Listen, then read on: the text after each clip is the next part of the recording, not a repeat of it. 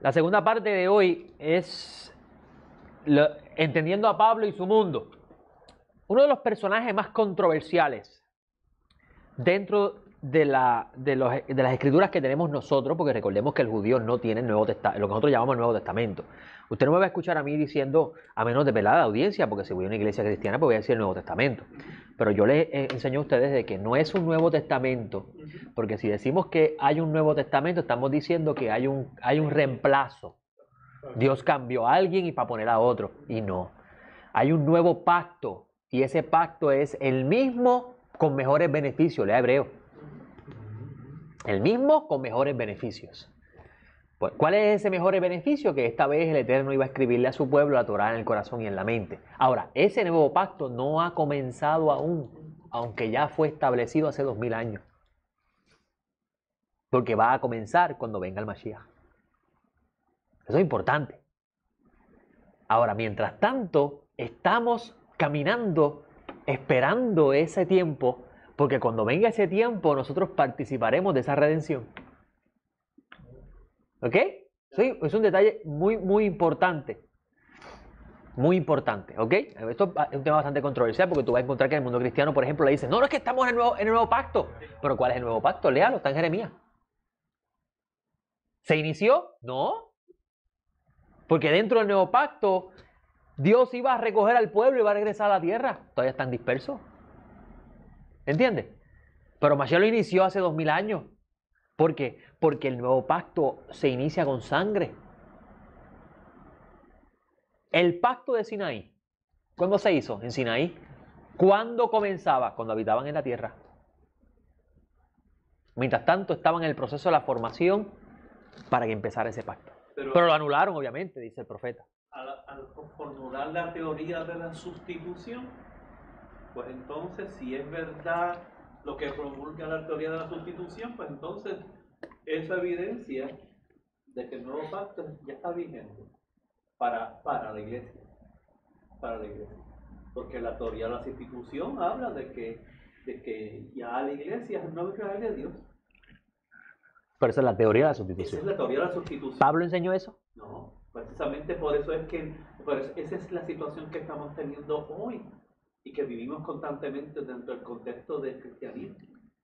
Esa teoría de sustitución ocurre cuando los gentiles que se vean unidos a la fe ven que Jerusalén queda destruida. Sí. Para esa generación, Jerusalén se destruye, Mashiach viene. Correcto. ¿Ok? Porque eso fue lo que afirmó Pablo. O no por los no, sino que Pablo, cuando habla de Tesalonicenses, que nosotros los que quedemos, porque había unos que decían que ya Jesús había venido por segunda vez, y Pablo tiene entonces que primer Tesalonicenses hacer un reclamo a los creyentes en cuanto a esa realidad. Pero dentro de lo que quiero decir es que dentro de esa realidad de la teoría de la institución, desde esa perspectiva, pues entonces es lógico pensar que el nuevo pacto, pues si hay una historia de sustitución y la iglesia es el nuevo Israel de Dios, por lo tanto, este es el nuevo pacto. Eso lo que causa es que degrademos la grandeza de Dios. Claro. Porque estamos diciendo que Dios no lo sabe todo. Sí. Porque Dios le hizo unas promesas a unas personas. Que Dios mintió. Dios mintió, estamos llamando a Dios mentiroso porque Dios le hizo unas promesas. Sí. O dos cosas, o Dios mintió o Dios no lo sabe todo. Eso es peligrosísimo. ¿Por qué? Porque si Dios lo sabe todo, Dios engañó a Abraham, Isaac y Jacob y engañó a Israel. Porque incluso hasta por los profetas dijo, yo los voy a recoger y yo siempre estaré con ustedes. En resumida, Dios mintió. Sabemos que no, porque Hashem es emet, Hashem es verdad. O Dios no lo sabe todo. O sea, no sabe el mañana. Por tanto, habita en el tiempo. Y si habita en el tiempo, no es eterno. Pero es eterno. Entonces el nombre Yud-Heh-Vav-Hei no es conocido porque el nombre Yud-Heh-Vav-Hei está relacionado a eternidad. Eternidad. Todo lo que asciende. Con la ayuda del Eterno, mañana va a estar disponible la enseñanza que voy a dar en la congregación en Ponce, que voy a estar tratando el nombre del Eterno, la diferencia del nombre del Eterno con el nombre de Yud-Heh-Vav-Hei con el Shaddai, Elohim y Ejie, que es el nombre más elevado. No es Yud-Heh-Vav-Hei, es Ejie. pero Ejie todavía no se ha manifestado. Eso vamos, ese es el 8º día del libro. Pero eso vamos después. Pero ese, Sí, diga, confiesa. no, es que cuando hablamos de Yud Hei Vav Hei, hablamos de Ahia, Jove, Ejie. Sí. Ese Ese Yud Hei Vav Hei. ese Yud Hei. Pero por encima de Hayah, Jove y Ejie está Ejie. Ejie. Es. Cuando decimos es, no hay forma de decir es cuándo, dónde, por qué, qué tiempo, en qué día. Es un estado estático. Estado estático, donde no hay jotación, no hay tiempo. Bueno, hay que escucharlo. Pero eso lo voy a dar hoy por la tarde. Vamos a entender un poco a Pablo y su mundo. Como les dije, por eso era importante la primera parte. Porque hablamos de la historia y la vestidura de la sabiduría que está detrás de la historia. Pero cuando vamos a conocer el mensaje espiritual que es la sabiduría, tenemos que desvestir la historia.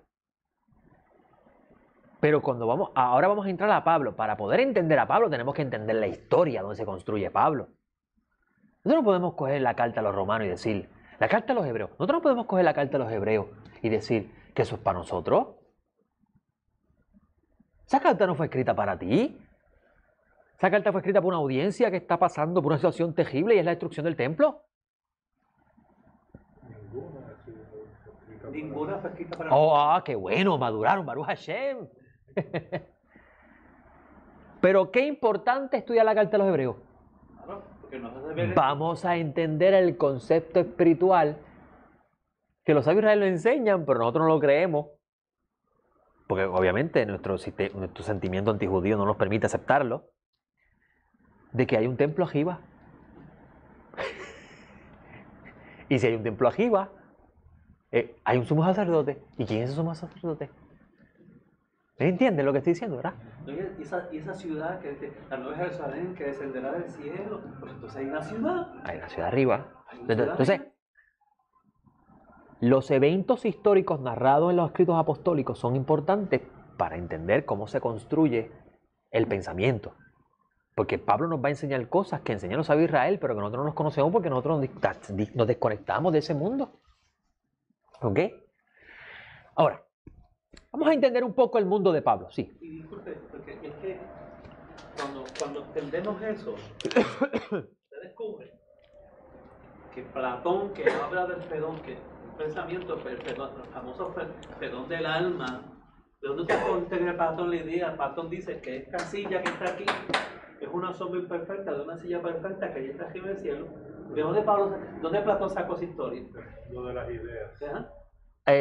Muy bien. Pero, Del vino que está mezclado. pero él no lo inventó. Obviamente. Todo viene del Eterno. Claro. Todo. El hombre no tiene la capacidad de pensar por sí solo.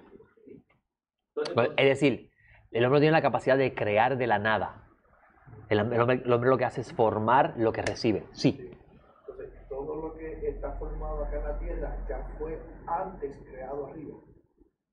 Sí, fue diseñado. Diseñado. Primero fue diseñado, Solamente creado. es un reflejo de lo que ya arriba está. Esto es un holograma, el universo es un holograma. Esa es la enseñanza de Platón. Platón dice que esa mesa es una imagen de la perfecta mesa que hay allá. Una mesa imperfecta. Porque para que el constructor de esa mesa la pudiese idear, alguien le puso esa idea en la mente. Sí, esa es la idea. Y ya está. Mira, David tiene el plano del templo. ¿Quién se lo dio? David fue a Mayagüez a estudiar arquitectura. Alguien le dio ese diseño. Se lo pusieron aquí. No vino un ángel y le dio el plano. Sí, vino un ángel y le dio el plano. Se lo puso aquí. Y David lo construyó y se lo dio a su hijo. Toma, este es el plano. Hashem construyó el arca y se lo dio a quién? A Noé, las medidas. Todo. Entonces, por eso es que la firma dice, asegúrate hacer el tabernáculo según el molde y el estilo que yo te revelé. Recuerden que allá arriba No hay paredes, no hay árboles, como usted lo siente aquí. Esta es la única dimensión existencial donde hay separación de espacio. Usted allá, yo acá. Allá lo que hay son ideas. Y las ideas son luces. Y esas luces son las que se visten en palabras y crean los conceptos. Y los conceptos crean imágenes. Por eso que Hashem le dice a Ezequiel que estudie en el templo. ¿Por qué hay que estudiarlo? Porque cuando vas a tener experiencias espirituales en la oración, tú te puedes imaginar entrando a ese templo, viendo al santuario del rey y hablar con él. Me llama la atención. Entonces, si estudiamos el templo, si estudiamos la Torá, ya cuando llegue el momento no son cosas reveladas nuevas, sino que ya las hemos manifestado. Son realidades, exacto. Se convierten en realidades en vez de ideas. El propósito de la Torah como el plano. Así es. Que el hombre entienda el diseño. Y la Torah me enseña a mí el diseño. Exacto. Para yo poder mantener mi casa en pie. Porque si me salgo del diseño, el plano que es la Torah, entonces comienzo a tener problemas. Ahora sabiendo que hay un diseñador. ¿Lo dice Hebreo? Sí. Hebreo. Sí. Ahora mismo, Hebreo es el único que escribe de los textos que tenemos que Abraham estaba buscando la ciudad que tiene fundamento, cuyo constructor es Dios. ¿Dónde está eso? ¿Dónde está? se movió por fe porque nunca la vio. ¿De dónde el autor de Hebreos saca esa idea? Porque Abraham estaba caminando según la historia en Canaán. Según la historia, estaba en Canaán. Pero el mensaje que está enviando la historia, porque recuerda, la sabiduría se vistió en una historia, es que Abraham en este plano físico estaba viviendo una experiencia que está relacionado a lo que el Creador diseñó desde antes de la fundación del mundo para lo humano. Se elevó. ¿Entiendes lo que estoy diciendo? Entonces, Perdón. Y al yo ser Abraham, estoy buscando la ciudad. Exacto. Exactamente. Exactamente. Entonces usted vive como Abraham, forastero en este mundo. Usted no es de este mundo. Pero espérate, yo nací en Puerto Rico, pero estoy esperando la ciudad cuyo fundamento y constructor es Dios. Y esa ciudad, de ahí es que yo soy, porque mi alma viene de Él. es que Abraham era hijo de los caldeos. Por eso. Nació ahí. No. Ese es el problema. Cuando Pablo dice, y sabemos que si esta tabernáculo, que si esta casa se hiciera, tenemos hecha una nueva. Ya. Se lo dijo Pedro, ¿me dijo Pedro o Pablo? Es una casa hecha no con manos de hombres, sino de Y cuando dice que hay un descarte, mientras yo me voy desgastando, hay algo nuevo que se va rejuveneciendo. Los sabios de Israel dicen, Mientras lo físico se desgasta, lo espiritual se renueva. los sabios de Israel dicen que el de las filosofías del mundo, la más que se asemeja al pensamiento de Israel es la filosofía griega. No es que está del todo correcta, pero la más que se acerca. Interesante porque el padre de los griegos es Jafet. Ajá. Y Jafet iba a vivir en las tiendas de Shem. Ahí vienen los yavanitas. Los griegos. ¿Sí? Pero vamos a hablar de Pablo. La historia de Pablo se construye alrededor del primer siglo. Eso es lo primero que usted tiene que conocer. Para el primer siglo ya había ocurrido la dispersión de los griegos. Los hebreos regresaron, los judíos regresaron, porque ya para ese entonces se llamaban judíos. Los judíos regresaron a la tierra comandados por Ezra, Nehemías y Zorobabel. Se establecieron en la tierra y crearon una reforma. ¿Por qué crearon una reforma? Porque entendieron que las consecuencias de la dispersión de Babilonia, la razón de la dispersión de Babilonia fue la idolatría. Israel no había entendido bien a Dios y comenzó a adorar a cuanta cosa existía que los cananeos adoraban. Y ellos llegan con una reforma. Y esa reforma es el monoteísmo que siempre ha existido, pero ahora lo enfatizan. A tal grado que cuando van a interpretar la Torá, que la interpretan al arameo, la interpretación usa antropomorfismo, representaciones y no realidades de lo que Dios es. ¿Por qué? Porque antes de eso, el pueblo, pensando que Dios tiene manos, hace una imagen con una mano. ¿Me entiende? Eso es a consecuencia de la degradación. Dicen los sabios de Israel que Israel alcanzó su mayor elevación espiritual en el Sinaí, cuando Dios rasgó la cortina. Pero por el pecado del becerro de oro, murieron como mortales. Y qué interesante, Hashem cuando llevó al pueblo a Sinaí, el estado de elevación que Dios los puso era para que tomaran la posición de los ejércitos celestiales. ¿Verdad que Mashiach dice eso? Que serán jueces. Daniel dice que los que enseñan la justicia resplandecerán como las luminarias del cielo. Eso. Al caer el becerro de oro se denigraron. En el Salmo, creo que en el 82, que dicen, Elohim se sienta en la congregación de los jueces. Y dice, ¿hasta cuándo van a juzgar injustamente? Y teólogos errados dicen que eso es Dios regañando a los ángeles. No, Dios está regañando a Israel porque Israel fue levantado para ser juez en el mundo, pero no juez de injusticia, juez de justicia. ¿Y qué dice el salmista? Como mortales morirán. Y Mashiach citó eso. Dios es hoy. Adiós. ¿No está escrito Dios es hoy? En Juan, ¿verdad? Pero eso es otro tema.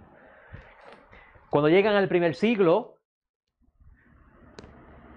mejor dicho, cuando llegan de Babilonia, los griegos invaden a Israel, a la tierra de Judea. Y entra el helenismo. Y el helenismo enamoró a mucha gente allí. Y muchos se fueron con esa cultura y se dispersaron a diferentes lugares de la tierra. Muchos de esos hijos quisieron regresar a sus raíces. Y es interesante que en la dispersión de los griegos habían sinagogas en diferentes lugares. En Roma había una, en Antioquía. Había sinagogas. Los principales de la sinagoga, lean el libro de los Hechos, eran judíos con nombre griego. ¿Entienden lo que estoy diciendo hasta aquí? Ok. Mashiach llega, y es importante entender que tenemos al Mesías antes de su muerte y después de su muerte. El Mesías que va a predicar Pablo es el Mesías después de su muerte, es decir, el Mesías resucitado. Usted no puede ver a Pablo con los ojos de los escritos de los evangelios sinópticos. No lo puede ver ahí. Va a tener problemas con Pablo. ¿Ok? Por tanto, cuando usted va a entender a Pablo y su mundo, es necesario entender que Pablo va a predicar al Mesías resucitado. Y el Mesías resucitado es divino. El Mesías resucitado es divino. ¿Por qué es divino? Lea las cartas de Pablo. Dios lo resucitó con el poder de su diestra y le dio el nombre que es sobre todo nombre y lo exaltó a lo sumo. Para que en el nombre de Jesús se doblen las rodillas. Ahora, para tú entender a Pablo, es necesario estudiar el misticismo judío. ¿Por qué? Porque hay un concepto en el misticismo judío que es completamente bíblico, que se llama el concepto de la carroza. Escuche bien. Moisés dice que Dios que cuando Dios apareció en Sinaí, nadie vio una imagen. Nadie vio nada. Juan dice, a Dios nadie lo ha visto. Pero Isaías ve a Dios sentado en el templo. Daniel, en visiones nocturnas, ve al Mashiach llegando al trono donde hay un anciano. ¿Quién es ese anciano? Si no es Dios. Ezequiel, disperso, ve el cielo abierto y ve a Dios. El mismo Jacob, en la experiencia de la escalera. Ve a Dios arriba. Entonces usted dice, pero espérese. Por favor, de que no se me vaya el hilo. Entonces, ¿qué sucede? Que la teología cristiana que se forma luego de Pablo, que no es antes de Pablo, no es para el tiempo de Pablo, es luego de Pablo, dice que ese que se le apareció a Jacob en la escalera arriba es Jesús, y que el que vio a Ezequiel es Jesús, y el que habló en Sinaí es Jesús. ¿Por qué? Porque cuando usted lee los escritos, ¿por qué ellos dicen eso? Porque cuando ellos leen los escritos nazarenos, ellos encuentran que Jesús es el ángel del pacto. Entonces, si Moisés hablaba con el ángel del pacto y Ezequiel vio al ángel del pacto y así todos los demás, pues entonces él es Jesús.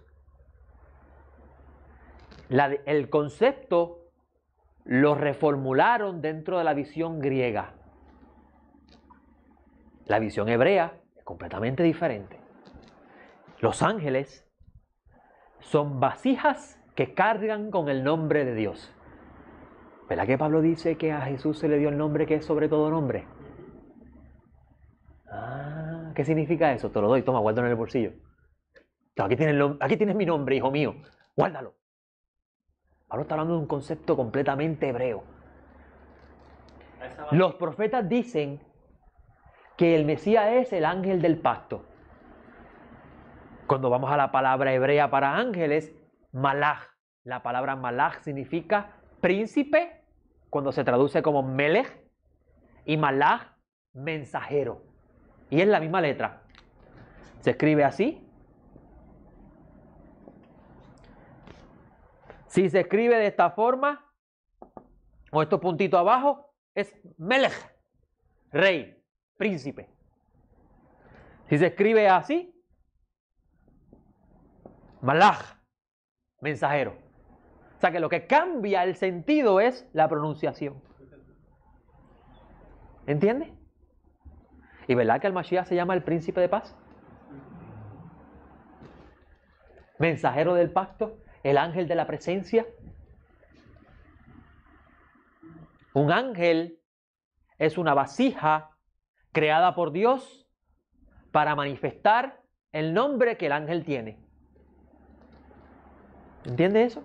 Eso es lo que está en el pensamiento hebreo con respecto a la función de los ángeles. Entonces, cuando decimos que Yeshua es el ángel de la presencia, estamos diciendo que Él es el mensajero que carga con la presencia. Ahora, todo mensajero tiene una función. Y cuando cumple esa función, ese mensajero terminó. Lea Pablo en Corintios, que él dice cuál es la misión del Mesías. Y cuando termine el Mesías, completó su misión. Léalo, no estoy inventando nada. El problema es la teología que se forma después de Pablo. Es porque va a recibir el reino y luego se lo va a entregar al Padre. Mira lo que dice Pablo. Mira lo que dice Pablo. Por eso que para entender a Pablo tenemos que entender el pensamiento hebreo. Mira lo que dice Pablo.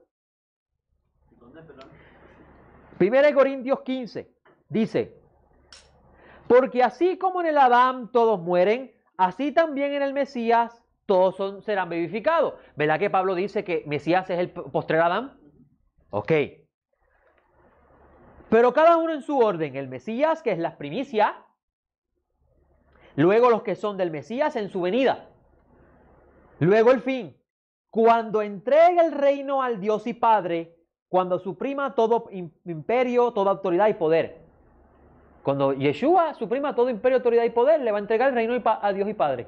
Mira lo que dice, porque es necesario que Él reine. ¿Quién reine? Mashiach. Hasta que ponga a todos sus enemigos por bajo de sus pies. El postre enemigo en ser destruido es la muerte.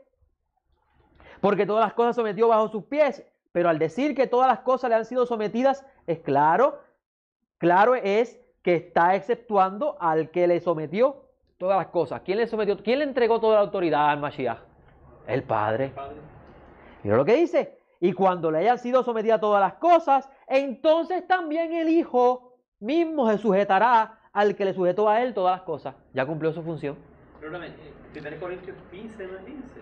15, 1 Corintios 15, desde el 22. Sí. Si no es así, perdón. Y cuando le hayan sido sometidas todas las cosas, entonces también el Hijo mismo se sujetará al que le sujetó todas las cosas, para que Dios sea todo en todos. Ese es al final de los 1000 años que aparece en Revelaciones. Entonces ya el Mashiach habrá cumplido su función. ¿Dejará de existir Yeshua? No. Pero cumplió su función del mensajero de Elohim, del mensajero de la presencia, del mensajero del pacto. Cumplió su función. Pero ¿verdad? Entonces, ¿cómo es posible que el Mesías es divino? Los ángeles son divinos. La Torá y los profetas dicen que cuando los ángeles aparecen, los que están hablando con él le dicen, mi Elohim. Le dice Elohim, Dios. Los ángeles son divinos. Entonces, ¿por qué el Mashiach es divino? Porque se le dio el nombre.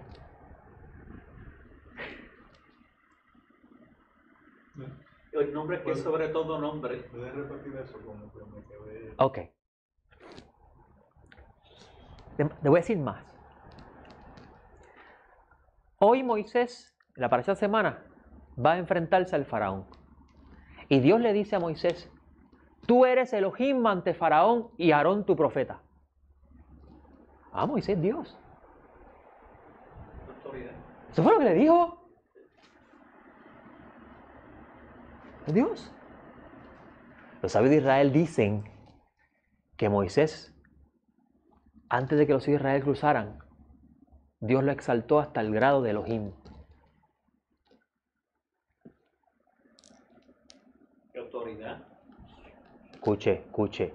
No pelees con tu mente. Escuche. Estás peleando con tu mente. Autoridad es una sola definición de la palabra Elohim. Y Elohim tiene mucho significado. Moisés, dice los sabios de Israel, Moisés, Dios lo exaltó al grado de Elohim. Usted ha leído el Evangelio de Juan, ¿verdad? Y ha leído los otros evangelios. A Yeshua se le aparece Moisés y Elías. ¿Y cuáles eran sus vestiduras?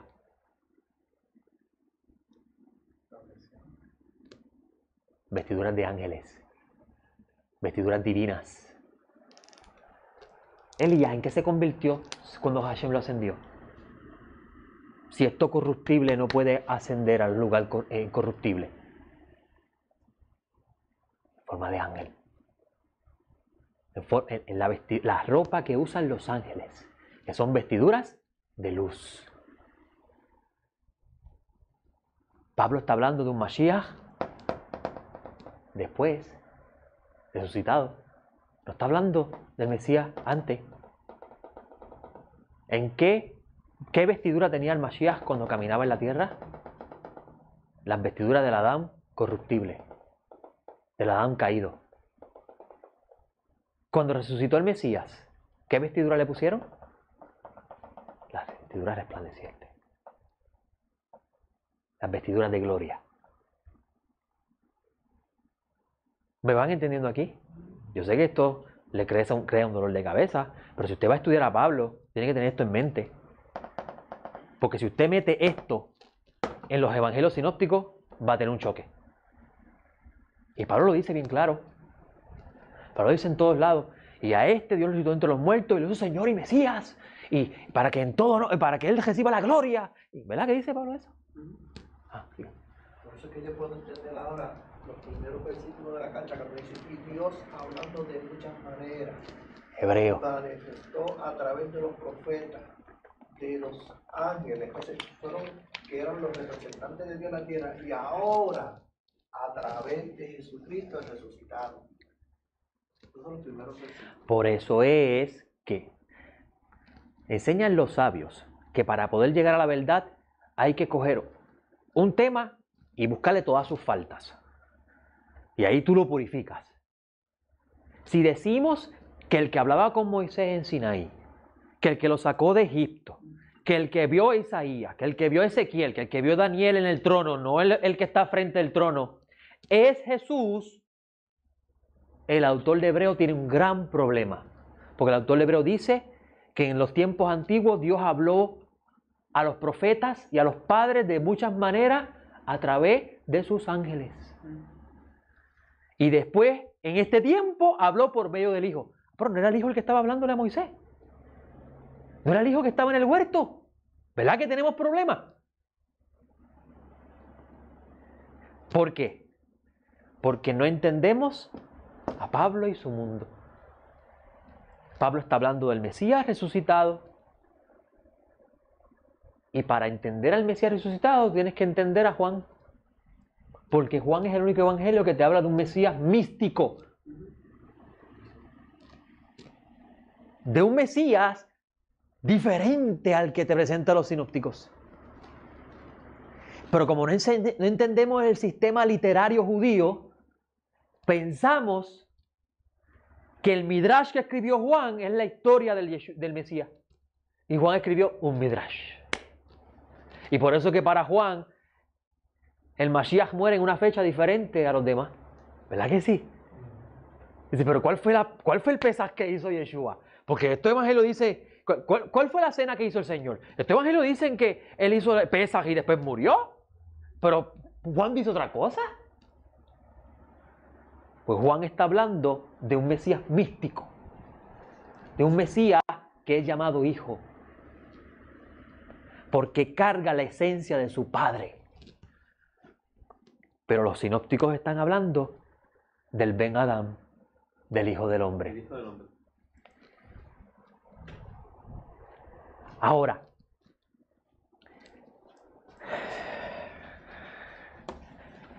para hablarle un poquito más del Mesías, porque se introdujo eso aquí, lamentablemente, ¿qué hace a un ser humano? Usted estudió eso la semana antipasada. La Torah nos dice que un humano, un Adam significa humano. ¿Santo qué es un humano en hebreo? Adam. Un humano es la composición de un cuerpo y un alma. Que cuando ambos se unen se llama ser viviente.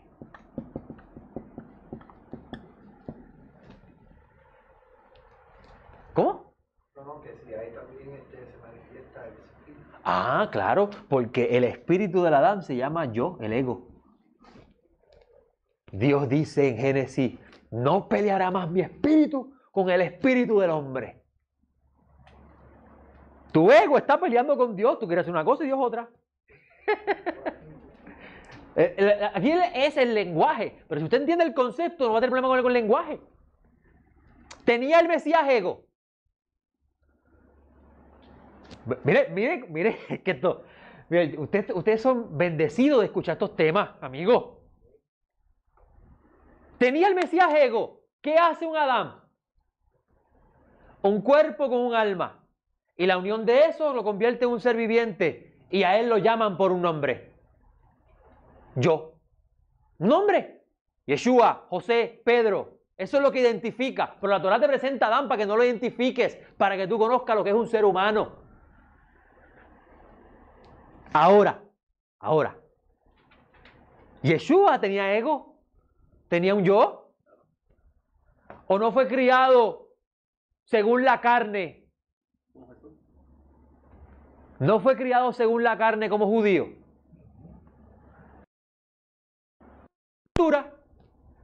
Y el nombre y la identidad que él tiene como persona es alrededor de esa cultura y su pensamiento.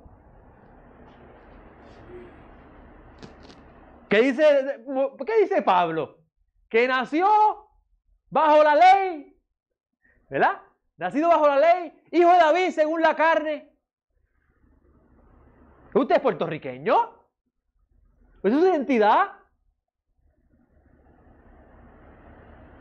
Pero usted es un Adán. ¿Un Adán de dónde es? Hashem lo creó. Eso es lo que dice la Torah. Hashem lo creó. Tú eres creado por Dios. ¿Ok? Entonces, si Yeshua tenía ego, que lo tenía, porque lo vamos a ver que inmediatamente no peleará mi espíritu más con el espíritu del hombre, sus días serán 120, ¿verdad? Dice el libro de Génesis. Inmediatamente que Yeshua fue a las aguas y subió, se metió el espíritu de Elohim en él y lo llevaron al desierto para ser probado. Si el espíritu de Elohim o tu ego, tu espíritu. ¿Y verdad quién lo probó? ¿El Satán? ¿Quién envió al Satán a probarlo? Hashem. Y le dice, desobedece. Haz el deseo de tu yo, no hagas el de Elohim. ¿Verdad que le dice? Eso es Jesús, pero mira la historia. Esa es la oferta. Pero ¿por qué tú vas a obedecer al espíritu de Elohim? Hazle caso a tu ego. Si tú eres el rey de Israel, ungido ahora, igual que el mismo Adán, pide el reino ahora. ¿Qué es eso? Estar esperando cuando Hashem diga. Haz tu voluntad. Te repite lo mismo que Adán. Y eso nos enseña a nosotros hoy que la historia se Te repite. Si conoces la sabiduría, la historia es la misma. Diferentes protagonistas. ¿Y qué hace Yeshua? Anula su yo. Inmediatamente que anula su yo, se convirtió en la carroza de la presencia de Dios. Y Juan es tan genio que Yeshua está hablando con sus discípulos y Felipe le dice, muéstranos al Padre y nos basta. Y Juan dice que Yeshua dijo, tanto tiempo entre ustedes y no me han visto. Si me ha visto a mí, ha visto al Padre. ¿Qué es eso? Yeshua está diciendo que Él es el Padre. Él es la carroza, anuló su ego y allí vive. Yud, Hei, Vav, Hei. ¿Qué dice Pablo? Se le dio el nombre que es sobre todo nombre. Ahora entiendo de dónde Pablo sacó, yo no vivo yo. Soy su ego. Y lo anuló.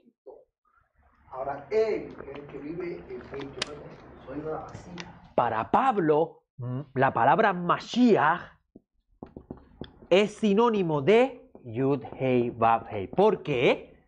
Porque la palabra Mashiach significa ungido y Yeshua es el ungido que recibió el Espíritu. Mira, el profeta dice, mi siervo en quien pondré mi Espíritu. Isaías 11, del vasto de David saldrá uno donde pondré mi Espíritu. ¿Verdad que sí? ¿Van entendiendo ahora? él mismo dijo que yo les he dado a conocer tu nombre. Pero eso más adelante. Estás bien a las millas. Paga el peaje y te paras en el lado. Porque eso tiene que ver con la parashá Vaera. Ahorita, mañana escúchala. 2 millas adelante. Siempre hay uno así, en los discípulos siempre hay uno así. Uno que va 2 millas, otro que va atrás y uno en el medio y ahí estamos. Siempre es así. Pero es bueno que estás conectado. Qué bueno que estás conectado. Por eso es importante entender que Mashiach Pablo habla del Mashiach resucitado, donde ahora los sabios de Israel dicen que un ángel no tiene libre albedrío. Un ángel hace su función y regresa.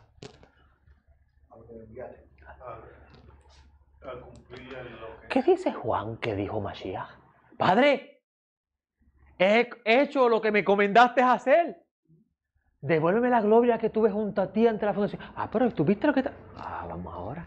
7 cosas fueron creadas ante la fundación del mundo. ¿Verdad que sí? Una de ellas, el alma del Mesías. El alma del Mesías existe antes de la fundación. Y cuando digo creado, no es que Dios la creó. Es que estaba dentro de él ya. ¿Me entienden aquí? Y eso es lo que está diciendo Juan, cuando Yeshua está diciendo, vamos a buscar el texto, me gusta más el texto. Sí, Víctor, dígame. Santo. Ahí lo vemos cuando dice, y los ángeles que aparecieron de que hemos venido para una misión. Corran, sacan de la ciudad. Los ángeles lo que hace es una misión y regresa. Por eso es que Juan presenta a Yeshua diciendo cosas bien diferentes a los demás. Porque Juan está presentando a Mashiach como el Hijo, y el Hijo es el Malach, la presencia, la vasija de la presencia del Eterno. Cuando ven al Hijo, ven al Padre, porque el Padre, que es infinito, se reduce a través del Hijo. Tu Hijo es un micro de ti, no es una parte completa de ti, salió de ti. ¿Verdad que sí? Esa es la idea, amigo. Y mira lo que dice Juan. Juan dice, en el capítulo 17, versículo 4, yo te glorifiqué en la tierra acabando la obra que me encomendaste que hiciera. Ahora, Padre, glorifícame tú junto a ti mismo, con la gloria que tenías junto a ti antes de existir el mundo. 7 cosas fueron creadas por el Eterno. Y lo dije al principio, 7 cosas fueron ideadas por el Eterno. Estaban en la mente, estaban en la sabiduría del Eterno antes de crear el mundo. Una de ellas es el Mashiach. Y cuando decimos el Mashiach, su alma. El alma del Mesías no participó del pecado de Adán. El alma pura que Hashem emanó para resolver el problema de Adán. Ahora, Adán tenía libre albedrío. ¿Y si Adán no hubiese comido del árbol? Mashiach no aparecía. Mira lo que dice Hebreo. ¿Cuándo apareció Mashiach? En el siglo I. Mira lo que dice Hebreo. Que porque fueron desobedientes, no entraron al reposo. Y si hubiesen obedecido, entraban al reposo. Pues entonces Mashiach no tiene que aparecer. ¿Entiendes lo que te...? Ay, Dios mío. O sea, la función de Mashiach ni tenía que tener Torah, porque Pablo dice que ¿para qué la ley? Por causa de las transgresiones fue añadida. Déjame explicar. Él diseñó la casa, hay una tubería, pero diseñó algo para escapar la tubería. Ah, si se tapa. Y si nunca se tapa, está allí.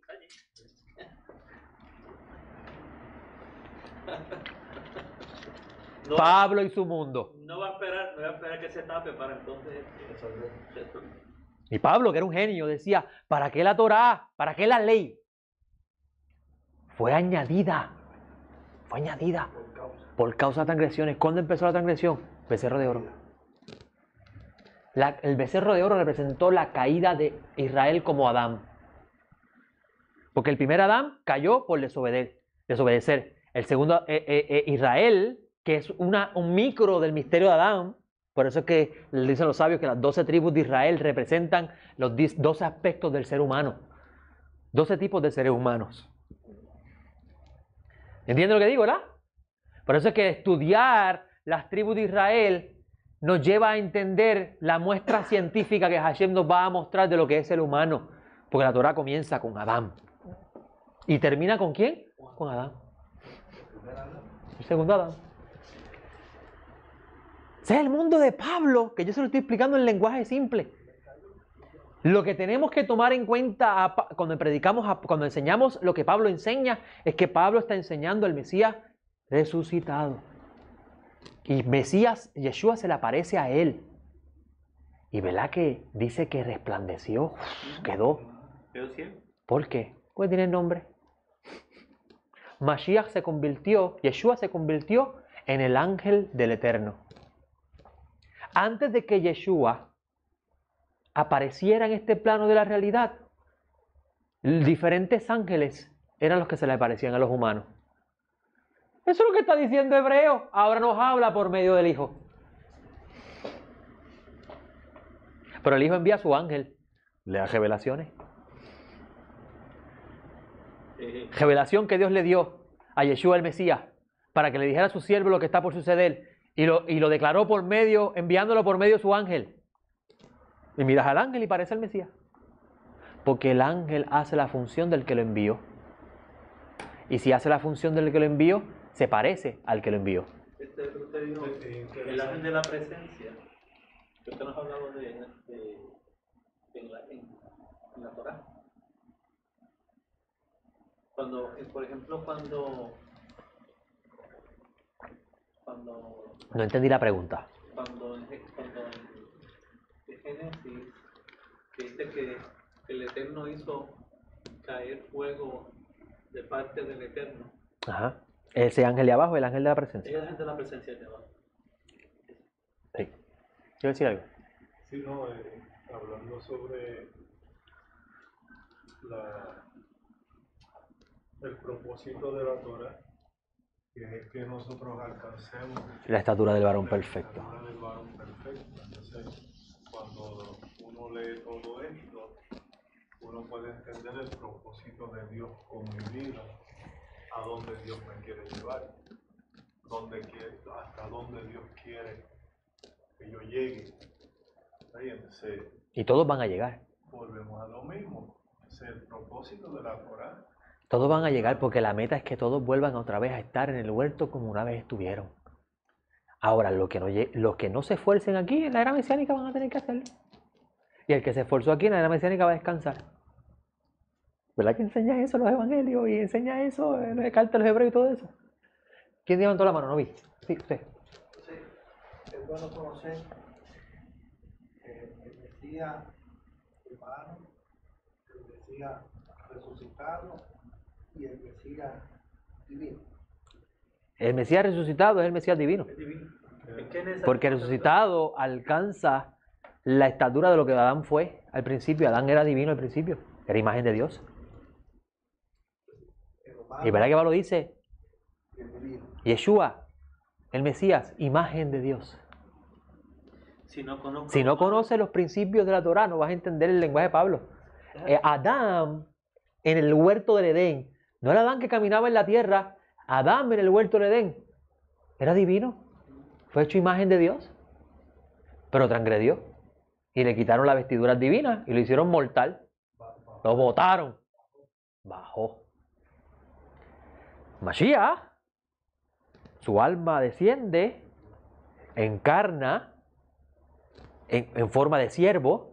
¿Qué dice eso, Filipenses? No escatimó. Existiendo en forma de Dios, existía ante la fundación del mundo su alma. Sí. No escatimó ser igual a Dios, como Adán quería ser igual a Dios. Se despojó de su gloria, se quitó su imagen divina, que el alma que tenía era divina, y tomó forma de siervo, hecho semejante a los hombres. La que Pablo dice eso. Y entonces asciende otra vez. Y Dios le da el nombre que es sobre tu nombre. Y a partir de entonces Él es el ángel del Eterno.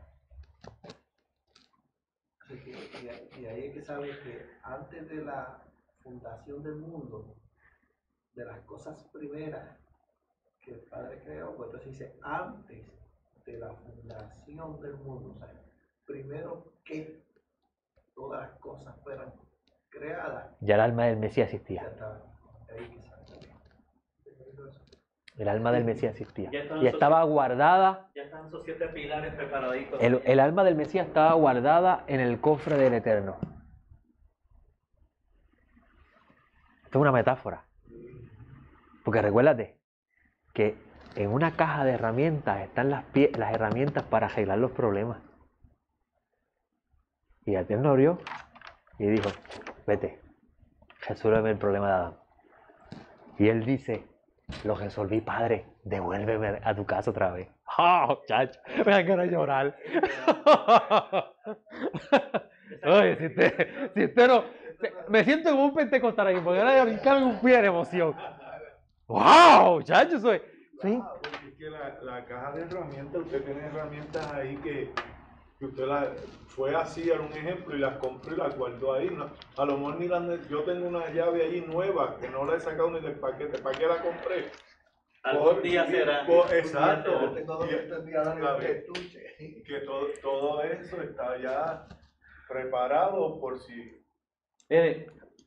aparece un problema. Porque el humano tiene libre albedrío. Mire, Yo tuve un problema en mi casa. Perdón. Lo que estábamos hablando, esa casa pues la construyeron y la tubería del baño está por debajo del piso, no la pusieron. se rompió un tubito y el plomero descubrió que tuve que romper el piso del baño para arreglar el tubito que se rompió.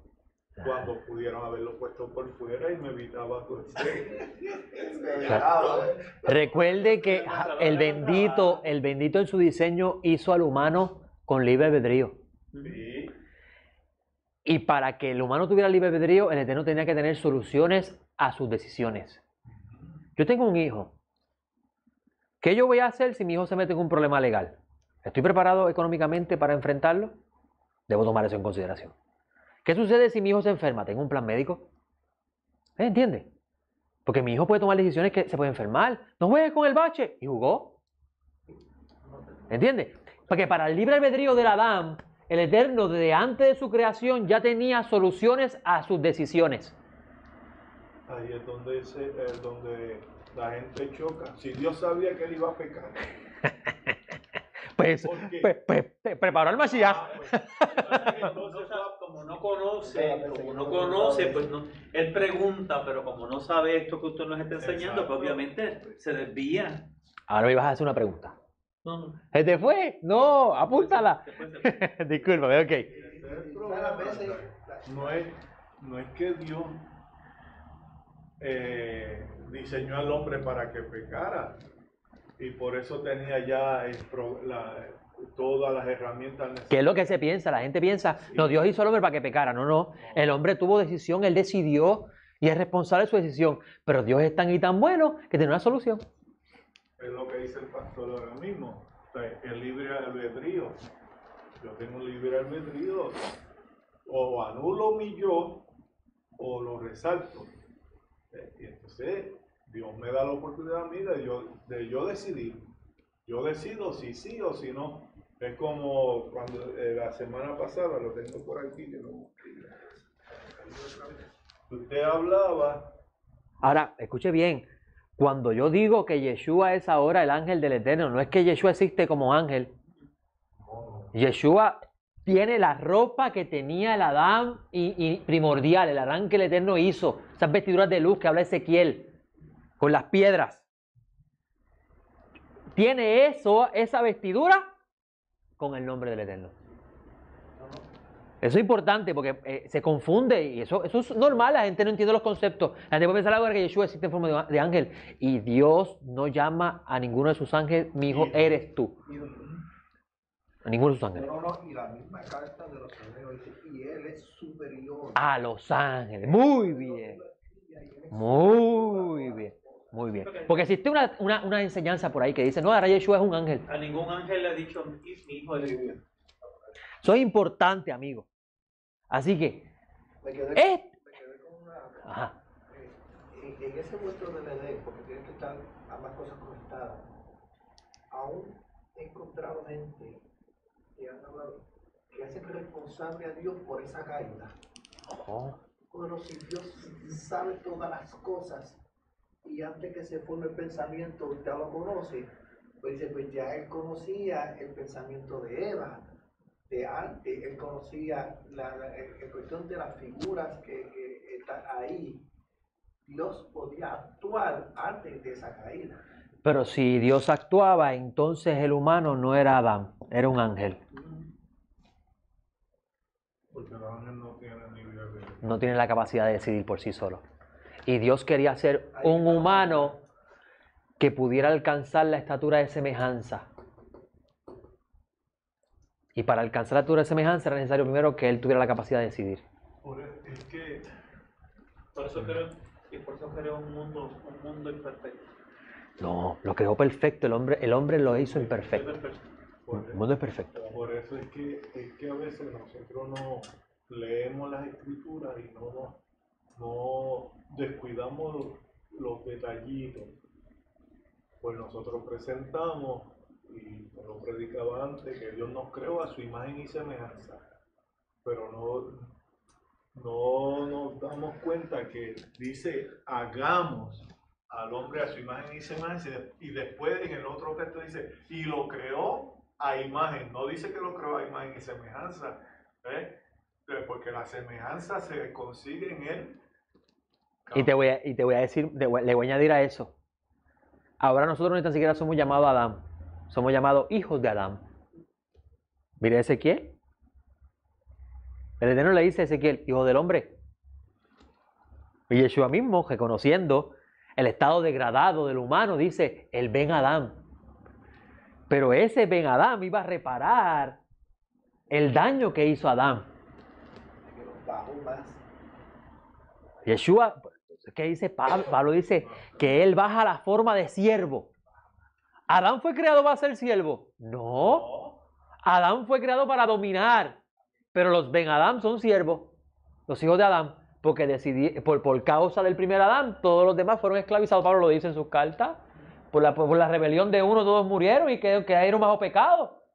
¿Verdad que dice Pablo eso? Pero nosotros vamos camino a convertirnos en Adán. ¿Verdad que Pablo dice eso?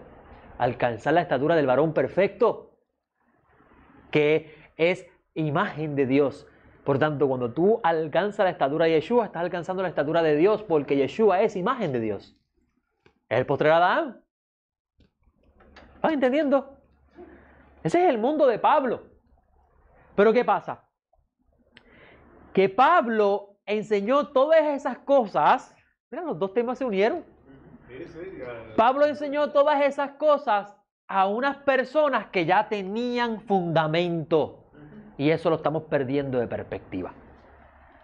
Lean la carta de los Hechos, el libro de los Hechos, y va a encontrar que Pablo iba a congregaciones, a sinagogas,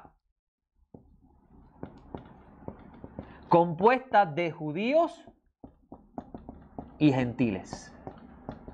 Estos gentiles se llamaban los temerosos de Elohim, los temerosos de Dios.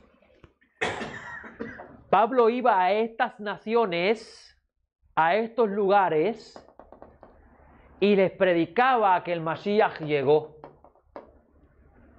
Unos aceptaban, otros no. Los que aceptaban se iban con él. ¿Por qué se iban con él? Porque obviamente una división en la sinagoga, pues se quedan uno y se van otro. Como pasa hoy día, ¿verdad? Que cuando hay divisiones se va uno y se quedan los otros. Okay. Y los que se fueron con él le llamó la congregación del Mesías, que estaba compuesta de judíos y gentiles. Y eso es lo que acá en el cristianismo llama la iglesia. La iglesia. Esta congregación del Mesías estaba compuesta por judíos y gentiles. Y esta congregación del Mesías que Pablo está enseñándole ya tenían fundamento. Algo que la iglesia hoy no tiene. Porque al sacar el libro que te enseña el fundamento, se tuercen los pensamientos. Mire esto. Y eso está en la historia. Todo lo que estoy dando es historia. Vaya, bueno, traje el libro. Una vez, ¿verdad que Pablo dice? Temo que cuando me vaya, ¿verdad que dice eso? Se levanten unos maestros que les enseñen unas cosas a ustedes que no son. El mensaje del Evangelio fue tan y tan fuerte, porque estamos hablando del anuncio de que ya tú no eres esclavo de César, porque hay un amo que te va a dar más privilegio de lo que te da César, si solamente le juras fidelidad a él y esperas la resurrección de los muertos. Ese mensaje fue tan y tan fuerte en esa generación donde la opresión de Roma era tan fuerte que empezó a añadirse gente que eran gentiles, pero que no tenían nada de conocimiento de Torah. Nada. Y empezaron a traer sus conceptos con respecto a Dios aquí. Y ellos fueron los que se pusieron como líderes con el pasar del tiempo. Y ahí nace la famosa Iglesia Católica Apostólica Romana.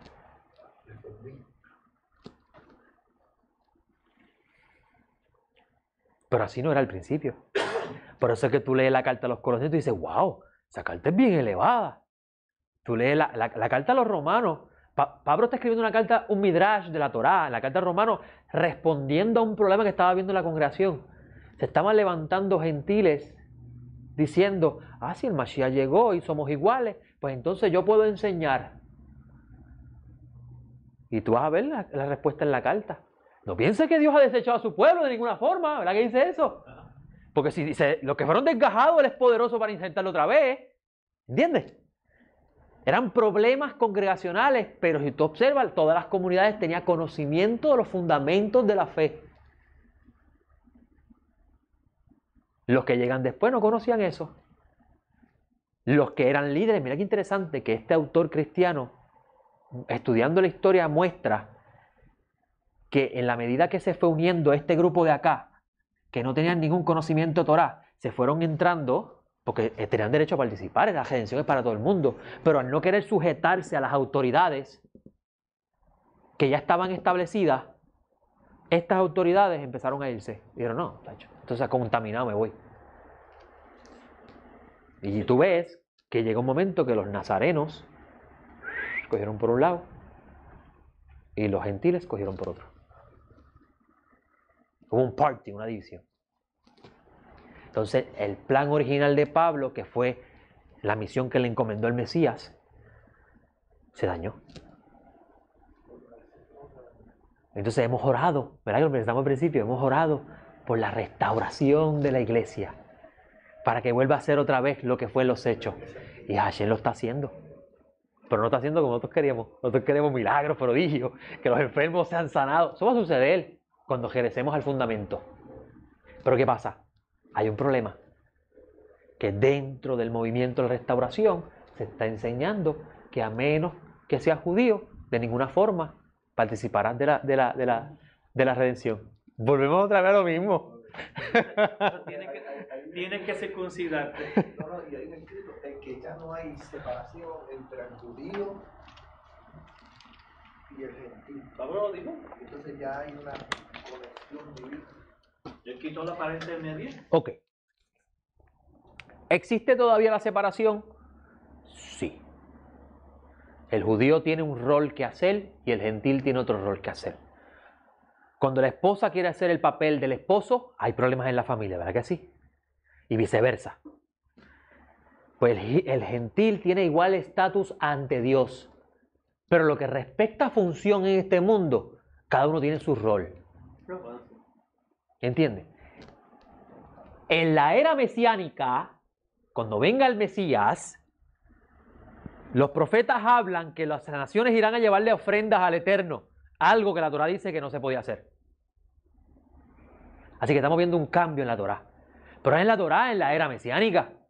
Aquí todavía sigue lo del judío judío y lo del gentil gentil.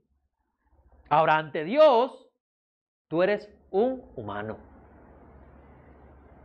Ahora, en lo que respecta a función, el judío tiene una responsabilidad más grande que el gentil. Porque Dios le encomendó al judío, Pablo dice, los misterios.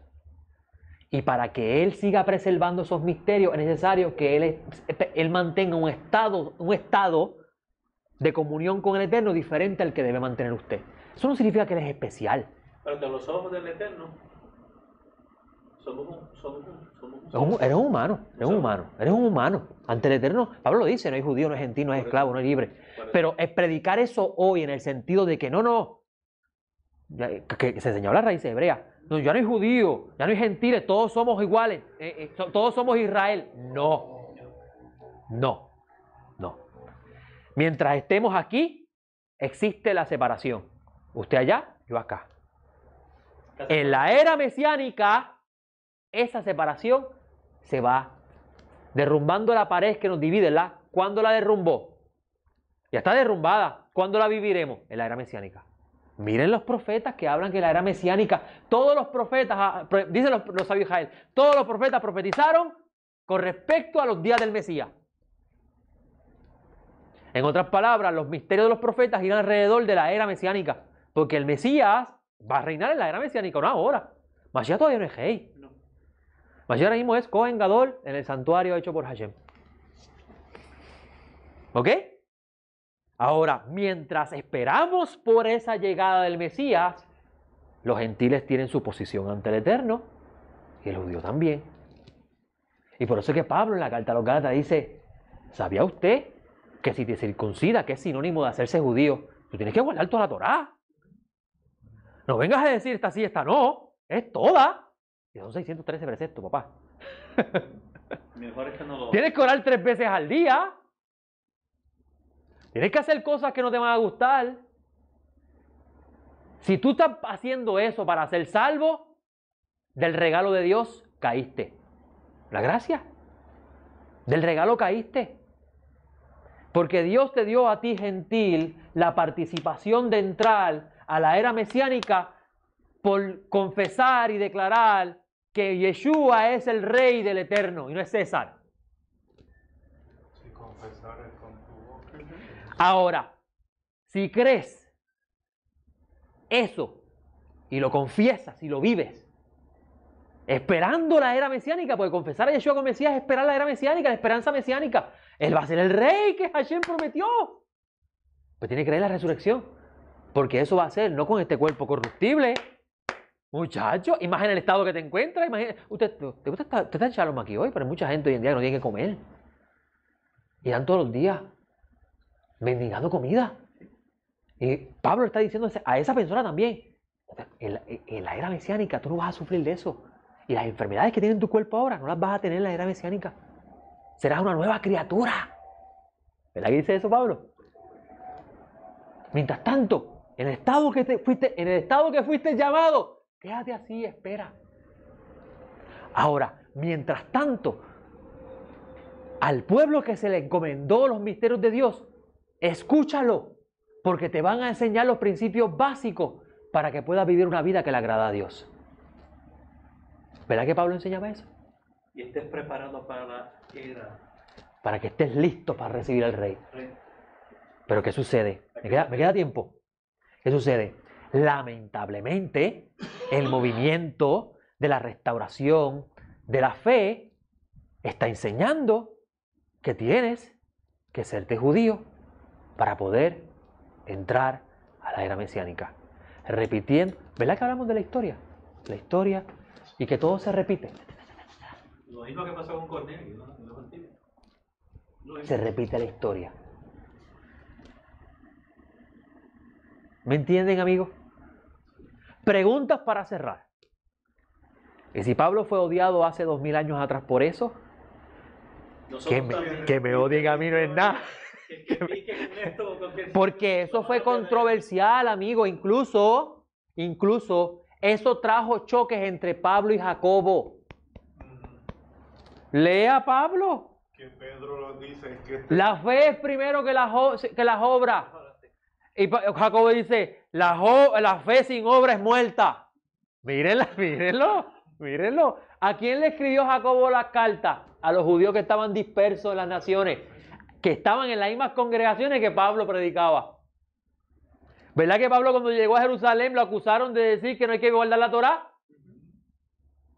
No entendían el mensaje de Pablo, porque Pablo fue llamado a recoger a los dispersos de Babel, que muchos de ellos estaban ya asistiendo a las congregaciones judías. Faltaban los demás, que son los que empezaron a añadirse, pero no quisieron sujetarse. Y verdad que muchas personas están entrando a las raíces judías de la fe, de lo que era el cristianismo antiguo, y mucha gente no quiere sujetarse a la autoridad del judío. ¿Verdad? Que vas a encontrar personas que dicen, no, pero ese es judío, se cree que es superior. No, le está enseñando lo que le corresponde a usted. O usted va a ir al palacio del rey y le va a decir al juez que el rey puso allí, tú no me puedes mandar a mí, yo soy igual que tú. ¿Verdad que no? Él tiene una autoridad dada por el Eterno y usted tiene otra. Y el que está al lado suyo, tal vez usted está encargado del departamento de comunicaciones, el que llega de archivo no puede venir de usted y decirle, no, tienes que decirme cómo se hace eso. No, este es mi departamento, aquí mando yo. Pablo lo dijo bien claro. Ahora, cuando vamos ante el rey, tenemos el mismo trato. Porque en el reino lo que estamos haciendo es una función cada uno. Y el judío hace su función. El judío tiene la Torá, le fue entregada a él para que él viviera lo que se le fue encomendado a hacer, pero que enseñe los principios espirituales de ella a los que están escuchando. Pero usted no son así. Pero la gente quiere ahora decirle al judío, como pasó en el tiempo de Pablo, salte de la silla, yo soy el que enseño. Porque yo tengo a Mashiach y tú no. Y Pablo dice bien claro, ten cuidado, Porque por el hecho que Hashem lo haya cegado, no significa que Dios lo desechó. Entonces, después que Pablo muere, se levanta un movimiento y dice, nosotros somos el nuevo Israel ahora. ¿Verdad? Pues está pasando lo mismo otra vez aquí en las raíces hebreas. No son los judíos, somos nosotros. Con eso cierro hoy. Preguntas para cerrar. ¿Le pareció interesante la clase de hoy? Muy buena. Muy buena. Repaso levemente esto. Cuando leemos la historia de los documentos que tenemos aquí, como los libros sagrados, leemos la historia. Pero sus principios espirituales se repiten.